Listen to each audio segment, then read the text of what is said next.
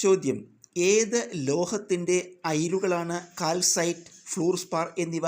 ഉത്തരം: കാൽസ്യം. ചോദ്യം: സ്പാറ്റുല ടെസ്റ്റിലൂടെ തിരിച്ചറിയാൻ കഴിയുന്ന രോഗമേത്? ഉത്തരം: ടെറ്റനസ്.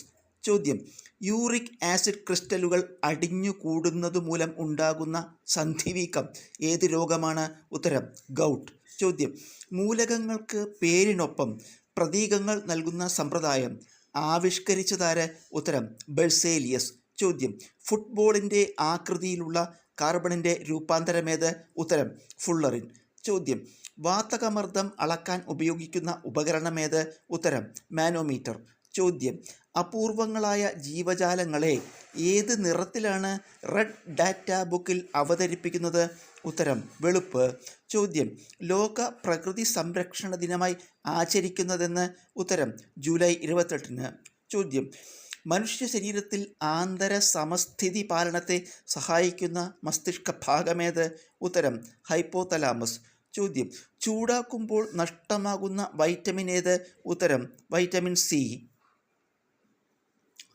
ചോദ്യം: വസ്തുക്കൾ മതിയായ അളവിൽ ഏത് ഊർജ്ജരൂപം സ്വീകരിക്കുമ്പോഴും പുറത്തുവിടുമ്പോഴുമാണ് അവസ്ഥാമാറ്റത്തിന് വിധേയമാകുന്നത്?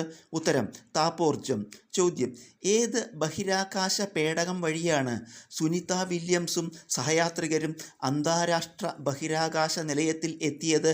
ഉത്തരം: ബോയിങ് സ്റ്റാർലൈനർ.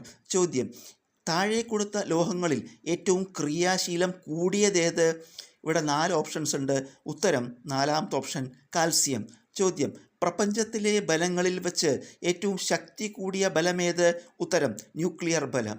ചോദ്യം: ആഴക്കടലിലെ ധാതു പര്യവേക്ഷണത്തിനുള്ള ഇന്ത്യൻ ദൗത്യമായ സമുദ്രയാനിലെ മത്സ്യ എന്ന പേടകം കടലിനടിയിൽ എത്ര മീറ്റർ വരെ സഞ്ചരിച്ചാണ് പര്യവേക്ഷണം നടത്തുക? ഉത്തരം: 6000 മീറ്റർ. ചോദ്യം: മുംബൈ അഹമ്മദാബാദ് ബുള്ളറ്റ് ട്രെയിൻ പദ്ധതിയിൽ സാങ്കേതിക ധനസഹായ മേഖലകളിൽ ഇന്ത്യയുമായി സഹകരിക്കുന്ന രാജ്യമേത്? ഉത്തരം: ജപ്പാൻ. ചോദ്യം: നിലവിലെ ISRO ചെയർമാൻ ആര്? ഉത്തരം: വി നാരായൺ